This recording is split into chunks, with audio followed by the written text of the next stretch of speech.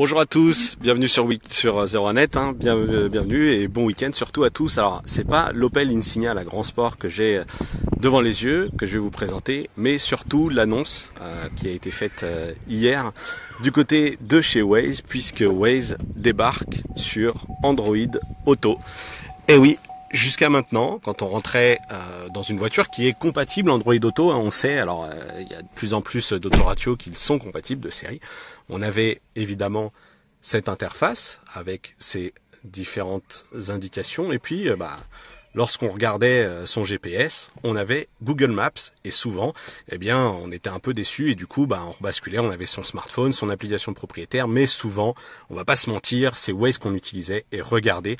Depuis hier, tout simplement, lorsque on clique sur l'icône GPS, alors si ça veut bien, voilà, c'est moi qui m'y prenais mal, on a Waze qui est désormais disponible. Salut Ahmed, bonjour à tous ceux qui nous rejoignent, et voilà comment ça se présente. Alors, je me suis pas étalé, bien évidemment, sur le mode de fonctionnement de la connectivité.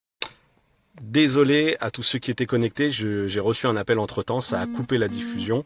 Donc vous avez ravi Dwayne, donc effectivement, si on a la même voiture, donc vous savez que à partir, depuis hier ou à partir d'aujourd'hui, si jamais vous en étiez pas encore rendu compte, il y a Waze qui a débarqué donc sur Android Auto. Alors il y a plusieurs marques qui vont être concernées.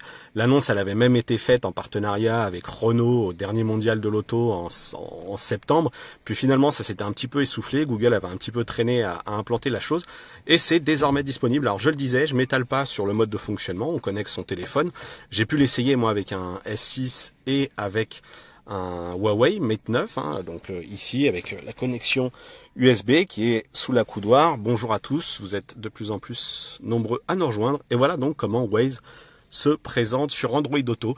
Alors je commence dans l'utilisation parce que je l'utilise que depuis ce matin, mais ça a l'air plutôt réactif. C'est là-dessus il y a pas réellement de soucis. Voilà, alors je vais basculer. Hop, voilà, on va retrouver les fonctions qu'on connaît. Alors, j'ai l'impression... Tac. Alors, du coup, j'ai zoomé. C'est un peu... Non, là, je suis pas du tout... Moi, je suis sur iPhone. Eh oui, non, toujours pas de Waze sur CarPlay, en tout cas. Et là... Hop. C'est étrange, j'ai perdu le menu de fonction. Voilà, comme quoi je vous disais, visiblement... c'est encore... alors si je rebascule sur Google Maps, on va revenir sur Waze, voir si j'arrive à récupérer mes fonctions, parce que là en fait j'ai perdu, voilà, donc l'effet démo, j'ai perdu la petite barre qui me permet d'avoir les fonctions sur Waze. Alors est-ce que c'est parce que j'ai pas mis le contact? On va réessayer. Si Google Car devient sans fil, plus la recharge sans fil de l'Insignia, c'est vrai que ça va faire rêver. Et puis surtout, ce qui était pas mal. Mais alors là, vraiment, c'est étonnant parce que je vais quitter. Je suis désolé, j'ai pourtant fait un petit essai. Bon ça marche bien.